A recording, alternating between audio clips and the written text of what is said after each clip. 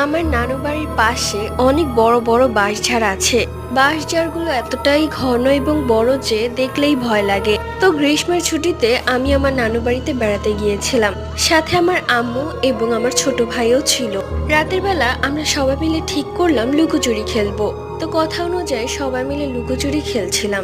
আমি না বুঝে সেই বাঁশঝাড়ের পেছনে গিয়ে লুকিয়ে পড়ি, যেটা ছিল আমার জীবনের সবচেয়ে বড় ভুল। লুকিয়ে আছি আর আতঙ্কে আছি আমাকে না দেখে ফেলে। হঠাৎই আমার কানে ভেসে এলো কোনো ছোট্ট বাচ্চা হি হি করে হাসছে।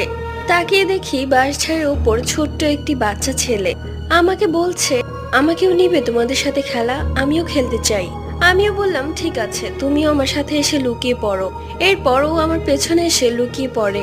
এরই মধ্যে আমার খালতো বোন আমাকে দেখে ফেলে। আমি পেছনে ঘুরে তাকিয়ে আর বাচ্চা ছেলেটিকে দেখতে পাই না। আমার বোন অনেক বকাঝকা করে সেখানে একা যাওয়ার জন্য।